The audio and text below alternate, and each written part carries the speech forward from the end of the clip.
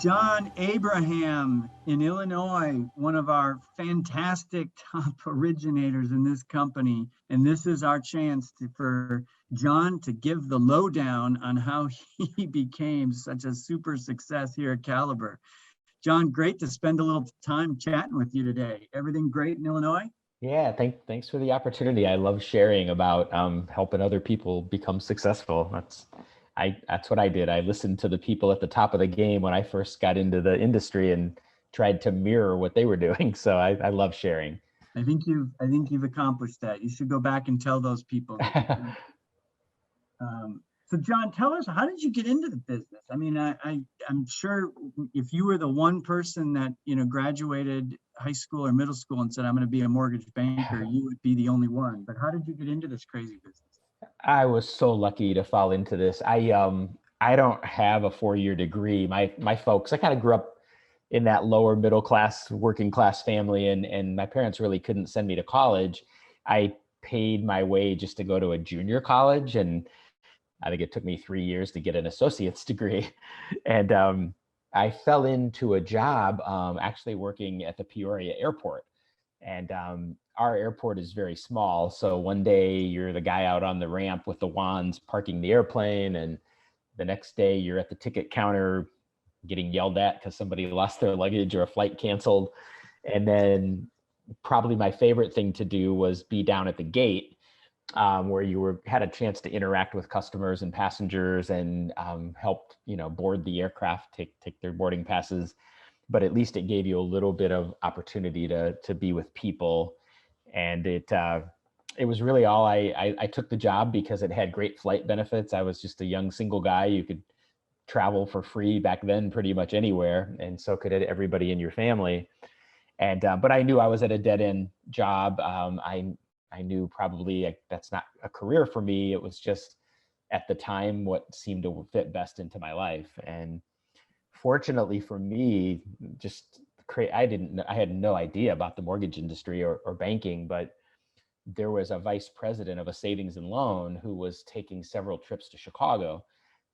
Peoria is a lot of commuter feeder to Chicago. So she was flying out quite a bit. Little did I know that she was flying to Chicago because the savings and loan was in trouble and they were looking for a buyer. But her and I we struck up a friendship. We would talk every time she was at the gate, really seemed to hit it off. I knew she really liked me. And she literally just came up to me one day and said, hey, we're getting ready to start a new position. And she called it a mortgage loan solicitor. And she said, I think you'd be really good at it. She said, you have a great personality. You've got the good smile. You seem enthusiastic. And I think we can teach you the mortgage business, but you just can't teach people skills. And she said, what do you think? And I'm like, it sounded wonderful. She talked about a $15,000 base salary, which I thought was amazing. And 20 basis points. I tell the story. I didn't know what basis points were. I had to call a friend of mine who was an accountant in St. Louis and ask him what basis points were. And they were offering 20 basis points, but I was more excited about having my own office and getting to dress up every day for work. And she talked about going out and building relationships with realtors and builders. And the minute I heard it, I thought, oh my gosh, this sounds amazing. And she talked about, you determine your own destiny, and based on how hard you want to work is the kind of income that you can make. And so I was all in, and I had to go through a pretty lengthy interview process up against a lot of people who had 4-year degrees or master's degrees in finance, and to get to the point to get the position. But I just kept winning everybody over. And ultimately the president of the Savings and Loan said, you know what, you're the guy. I think for whatever reason, I know you don't have the education background, and I know you have zero mortgage experience. You don't own a home. I was living in an apartment.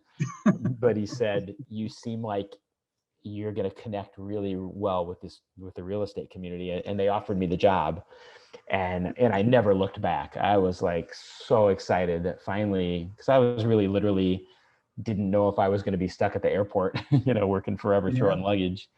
And I jumped all in, and with the goal of, this is it for me. I've got to make this work, and I'm not going to fail. And oh my gosh. Wow. Now, do you still talk with her, John? You know, I did up until maybe about 5 or 7 years ago. Yeah. She followed my career quite a bit. You know, that savings and loan ultimately did get bought. I left, went to another company. I think she retired, but we talked, I'd say probably 5 or 7 years ago. We still connected. She knew though that this turned out to be an amazing opportunity beyond both of our wildest dreams. Wow. Yeah, she clearly for one thing, she identified talent, right? For her to for her to find it. I mean, for you to be in that spot. But at the end of the day, right? It's like what we all know is you just you had the talent, you have the drive. You just need someone to find you and show you that opportunity. And I think that's probably one of the greatest things that happens in our industry, are those Yeah. doors opened and then you walk through. And think how much easier it would have been if you would have had the Google. You could have just Googled Ah, basis point back yeah, then no and kidding. figured that I, out. my friend was trying to explain it to me, and he's like, "Listen, if you do $1 million a month in mortgage lending, you're going to make $2,000 commission." And he's like, "Put that on top of your $15,000 salary, you could make 40 grand a year." And I couldn't believe it. I mean, oh my God, until I go home and tell my dad. And I thought that was like the most incredible opportunity I could have ever stumbled across. And I've always been pretty passionate, I used to manage health clubs because I'm a workout guy, and I was passionate about that. And then I got into the airline industry, and even if I was shagging bags out on the ramp, I still was passionate about what I did. And that, I think that showed up at the gate with her. And she was just like, the guy just seems like he's happy and driven and enthusiastic. And I'm a smiler, so I was always smiling.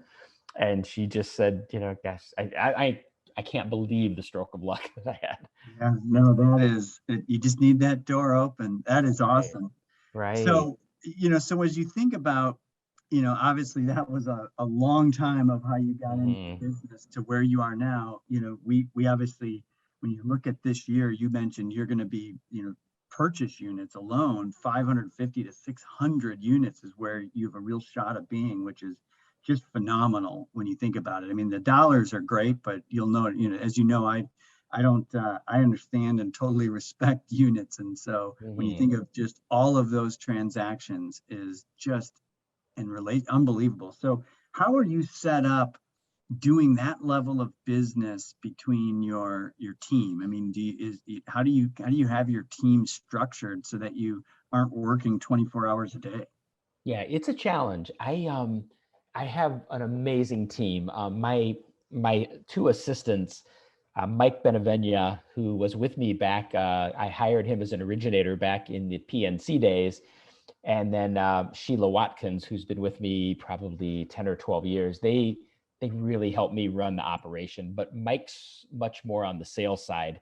Because he and I tend to be the ones that I go out and get the business. Mike doesn't have a lot of realtor relationships, but Mike helps me on the evenings and weekends where it tends to be, a bit overwhelming. And he knows he runs DU, he knows AUS, he knows H2O, he knows pricing, he knows products, he knows guidelines.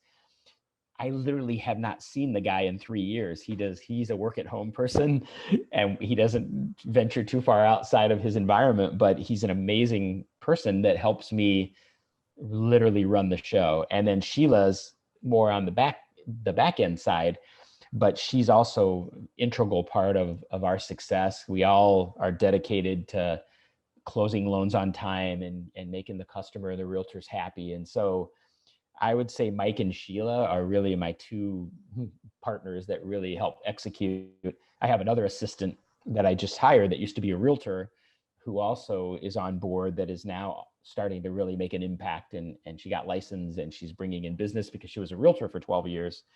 So her and I and Mike are kind of the ones that probably do more of on the upfront side, and Sheila's kind of in the background helping make sure the whole team runs smoothly, almost more like an office manager.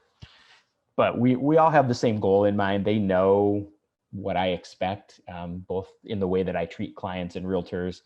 So that's the way they treat clients and realtors, and we're just really rolling. It's gelling really well. Yeah, I've had a few interactions, obviously, with you and your team, and I always walk away, that they're, I'm sure it's a challenge for you to lead it that way, but they certainly come across as a cohesive unit, working on behalf of your customers and referral partners. And so it's to do what you do in the level that you are. I mean, phenomenal sales and relationship building, but I think you'd probably agree, you have to be a tremendous leader to be able to keep everything, as they say, all the trains running on time with that team. Yeah, we all know our roles and everybody executes really well.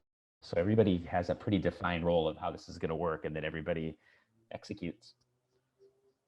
So when you think of that team, is there any particular, obviously we know you have the company technology, H2O, whatever, but is there any other technology that you and your team use to kind of keep things all rolling along that you couldn't live without?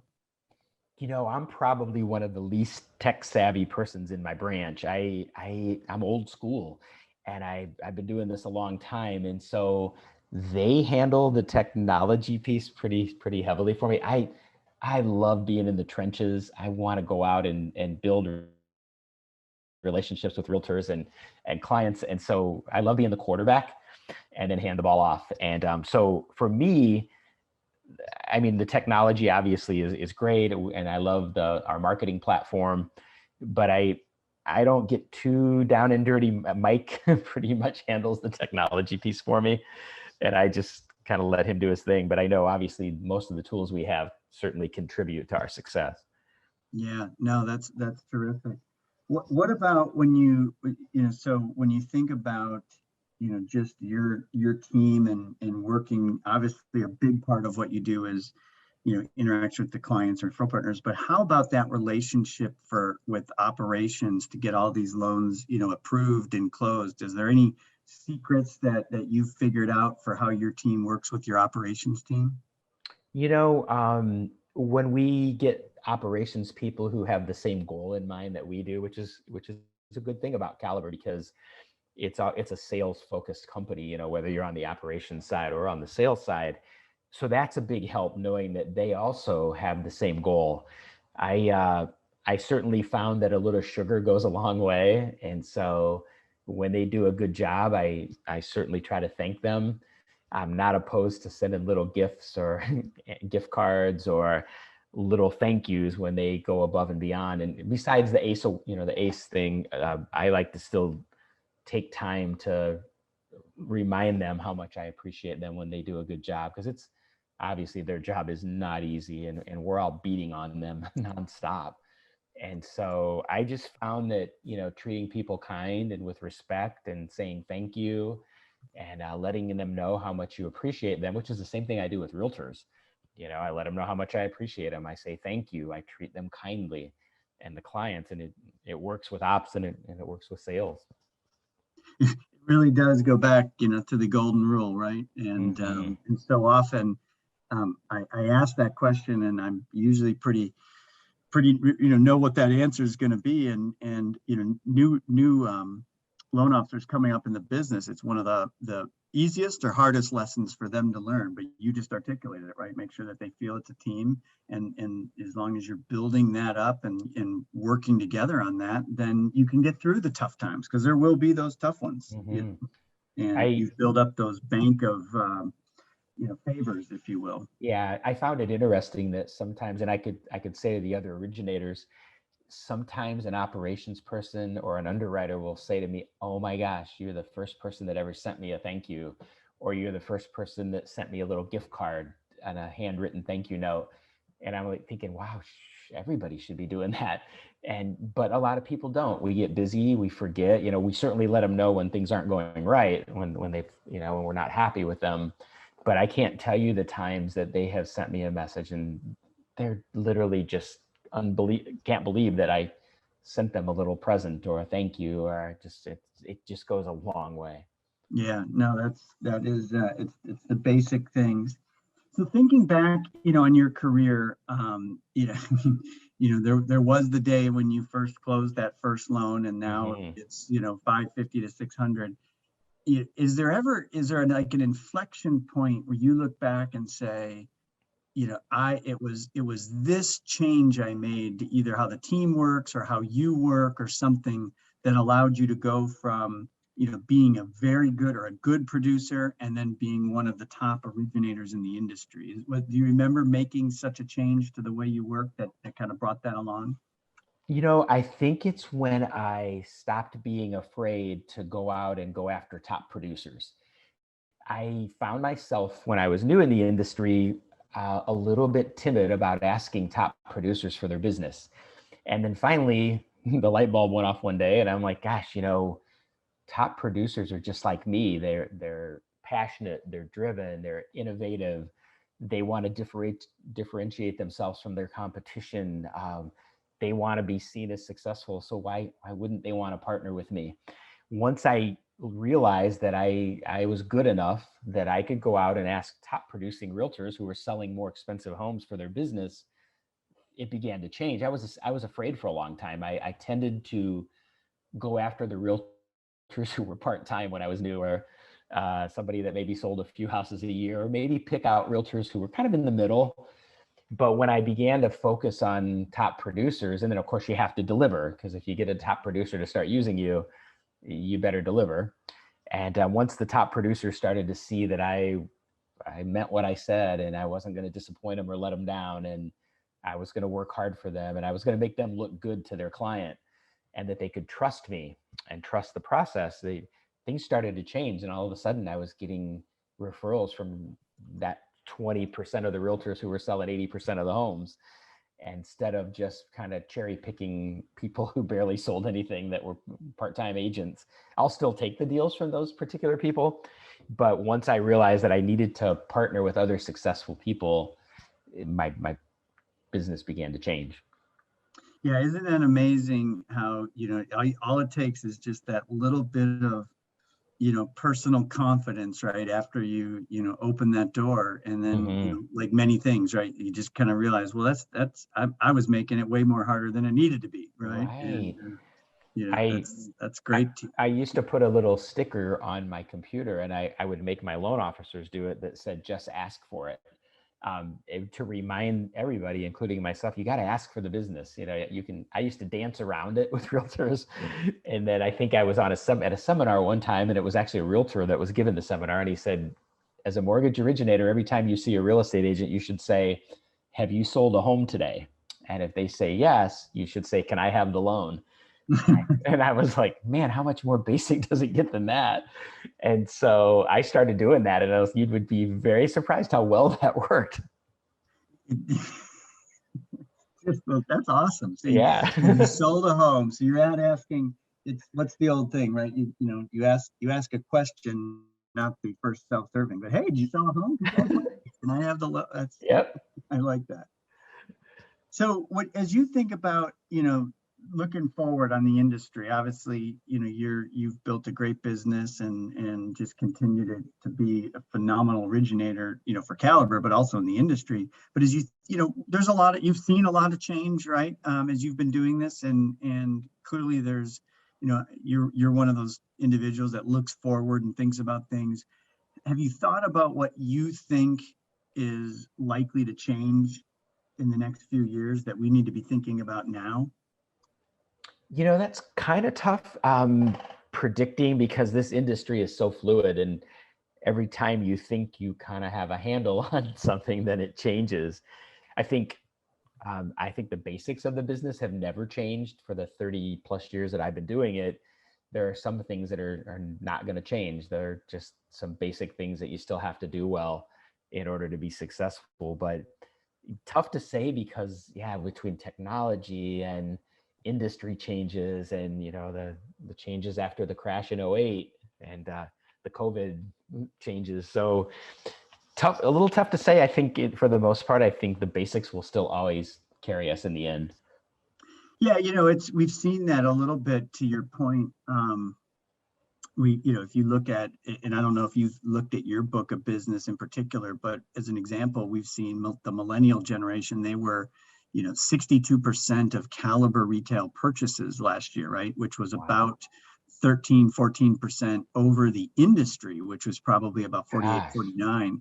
So we're over indexing. And so, the research shows that millennial generation, not only are they buying finally when everyone thought they weren't, but they're also using realtors at a higher level to solve through, all of the information overload that they can get online. So are you seeing similar in your book of business with that generation? Although they love the online and doing things faster, they still want your expertise.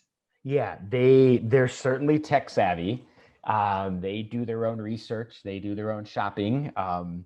They find they'll pick their realtor. If not, I'll pick one for them. But I would agree with you. Yeah, the growth of that first time buyer who comes into this, in a much different place. They're seasoned, they're schooled, they've done their homework, they know what they want, they know the questions to ask. And so it can make it a little bit more difficult because they're shoppers. But I also found them to be really, it's impressive to see them coming into the home buying market and how well some of them have done for themselves.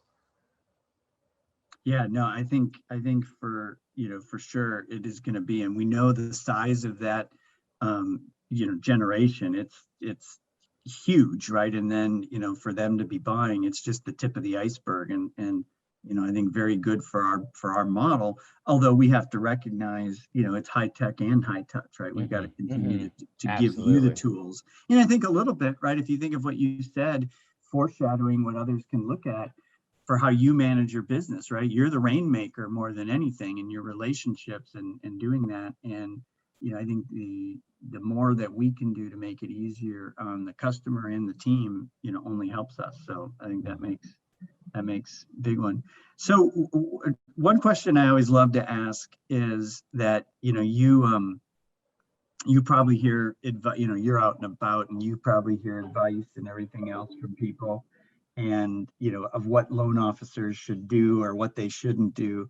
And I always ask this question in reverse: is there anything that you hear from the so-called experts of what either new loan officers or any loan officer should do that you just disagree and kind of smirk or laugh when you hear them? You know what? One of the biggest things I heard over the years, seminars, sales meetings, sometimes within my own organization, is loan officers who said, well, I don't work with realtors, or I don't want to work with realtors, I don't care for realtors, or I'm going to fire realtors. And I'm like, you know what? It's totally the opposite for me. I love the realtor relationship. That probably drives 70% of my business. I don't want to fire realtors. Yeah, if there's somebody that is ultimately just abusing my time and sending me horrible loans, probably not somebody I would particularly continue to pursue a relationship with. I like real estate agents. Without them, I would be in huge trouble. I don't have enough. I get a lot of repeat business from my past clients and a little bit from affinity groups, attorneys and CPAs and financial planners. But the majority of my business, when it comes down to it, is those are the people who are still out selling the houses. And loan officers will say, I don't work with realtors. I don't like realtors. I fire realtors. And I'm like, okay. And I think to myself, and I smirk, and I think, okay, if that's the way you want to look at it, that's your call. But I can tell you that that's a big mistake in my book. And I like my real estate agents, and I value that partnership with them. And without them, we might as well close our doors. Yeah, I mean, it's at the end of the day, that it for years and years and years, right? We've all heard that other line of discussion of what could happen or how, but we know what has made at the end of the day, what makes Caliber successful is people like you building those relationships, maintaining, nourishing those relationships, because it is a complicated business and people business. And I'm sure there's many people that wish it was just some algorithm or whatnot that they could solve, but there's nothing that can replace. And then what makes it even different, right, is how you do business in Illinois is very different than how business needs to sometimes be done. No, I shouldn't say very different, but it does differ in just different geographies. So just because of local traditions and regulation. So I think that even more backs up what you're saying. I have something that I people chuckle and I tell them this, but I say to realtors who I've not worked with before or very little, or if they're on the listing side of one of my on the purchases, I just ask them, I like, hey, are you in a committed relationship with a lender? And if, and I'm talking only about lending, not relationships. And if they say no, then I pounce, because, or if they say, well, I've got 2 or 3 that I work with, a perfect opportunity for me to ask to be one of those 2 or 3 then. But I ask every realtor if they're in a committed relationship with a lender. Yeah, no, I think that's a good, I'm chuckling. I think it's it's a great question. I'm still back on your other question. Did you sell a house today? Yeah. Yes. It's all related. You're the master of one-liners that I'm quickly. So now we get to the fun part. So we've kind of talked about your career and all that you've accomplished and whatnot, but now this is the stuff that people really want to know. Okay. And that, these are the tough questions. So do you have any specific, unique morning routine that, helps fire John Abraham up for the day? Somewhat, yeah. I finally, I should have done this a long, long time ago, but I've been getting into meditation. Mostly, I downloaded the app called Calm on my phone, and that's just because this business is so stressful, and I need to start. I'm trying to learn mindfulness, and if I can start my day out by just taking 10 or 15 minutes to do a little bit of meditation or some deep breathing, it's now become a morning routine for me. And it never had been before. I jumped out of bed, threw on my clothes, and ran to the office stressed out and on the phone in the car on the way.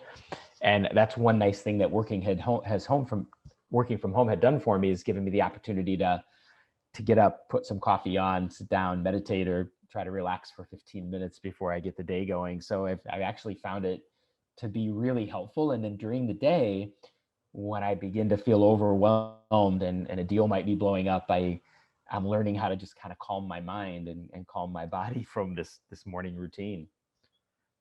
That's, I mean, I think it's, that app, by the way, Caliber is sponsoring. If you may have seen it, there's a brain center for brain health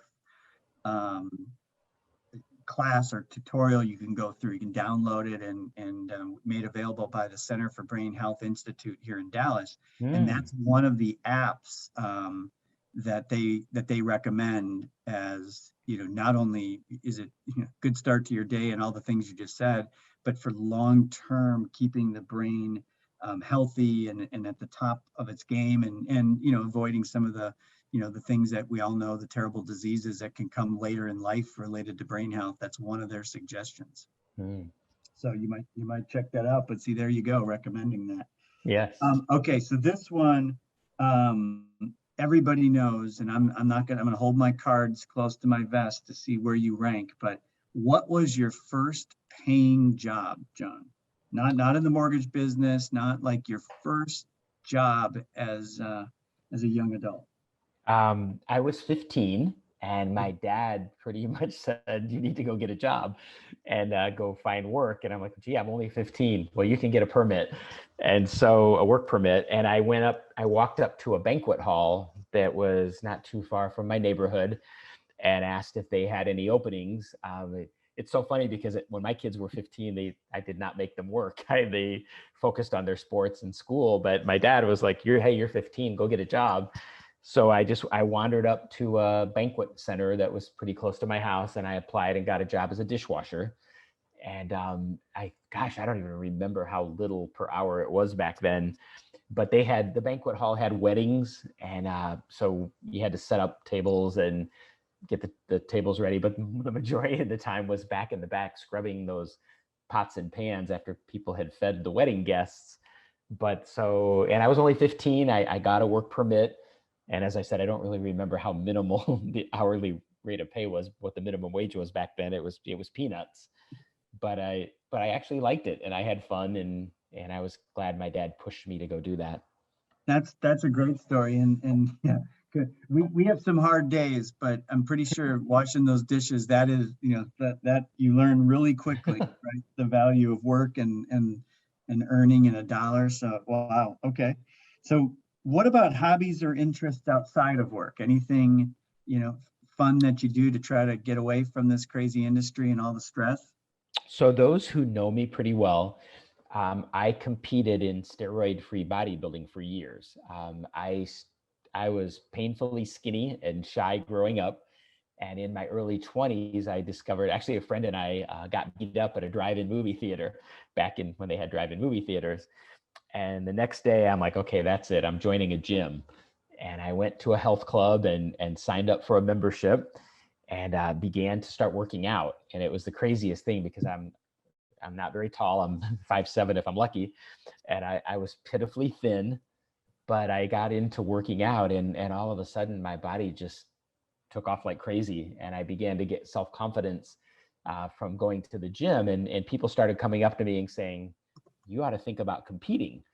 And of course, I never had dreamed that I would do a bodybuilding competition, but I became addicted to iron, so to speak.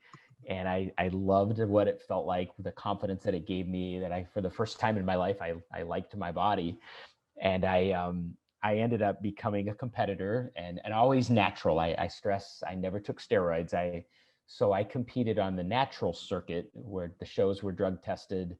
Everybody was urine tested and had to take a polygraph test.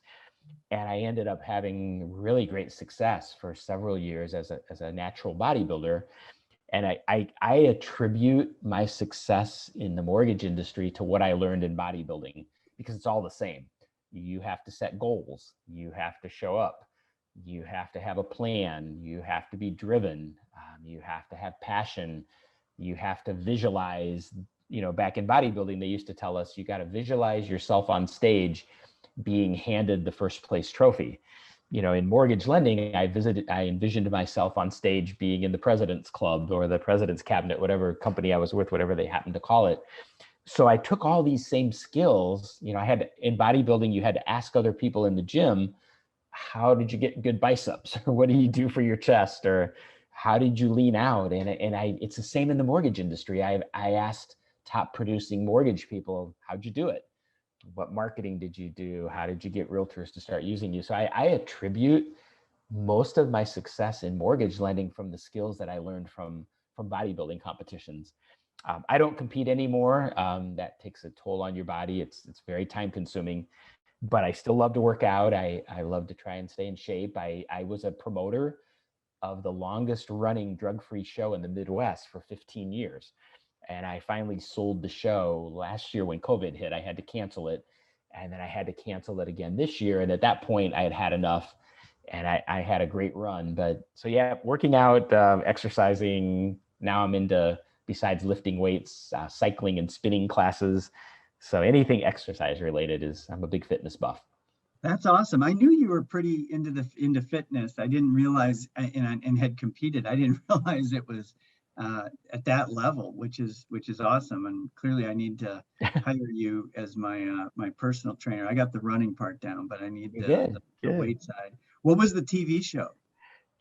Or it was a bodybuilding and fitness show. Okay. So it was just actually like on cable or some channel. No, it was known throughout the industry. It was called the Heart of America Natural Classic. So it was a big show that bodybuilders and fitness competitors would come to compete in, that I had grown from a very small show into one of the largest in the Midwest. But it was known because it was very fun, organized show where the athletes were treated really great, but everybody was drug tested, because I didn't want people on steroids competing against people who weren't, because my experience was, you're at such a disadvantage if you're natural and you're trying to compete with somebody using drugs.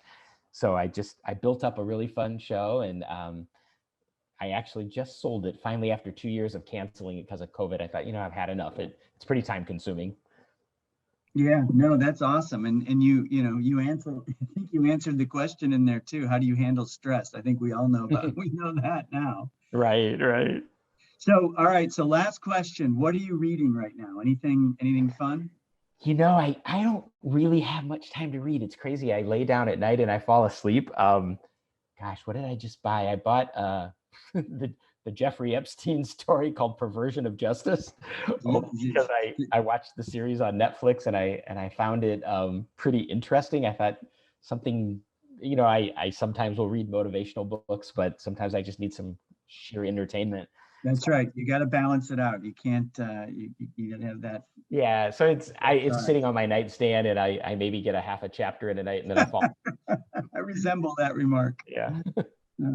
Well, John, I really enjoyed catching up with you a little bit here, and I know as those listening and hearing, how you built your business and built your great career will really appreciate it. And as I just take away, I think you obviously have had tremendous opportunity in order to with people opening doors and paths, but you have stepped through every single one of those and just done a phenomenal job. And I'm sure those mentors and those that gave you the chance are looking back and are proud. But you should be certainly proud of all you've accomplished. And I'm just so thrilled to have you here at Caliber, and really appreciate you just spending a little bit of time with us today. My pleasure. Yeah, I'm blessed beyond belief. I still pinch myself, every day that I fell into this industry. I'm beyond blessed. Thank you for tuning in to the Home Connection podcast from Caliber Home Loans. Please see the show notes for links to topics discussed in this episode, and be sure to subscribe wherever you listen to podcasts. Caliber Home Loans Incorporated, 1525 South Beltline Road, Coppell, Texas, 75019. NMLS number 15622. All rights reserved. Equal housing lender. For real estate and lending professionals only, and not for distribution to consumers.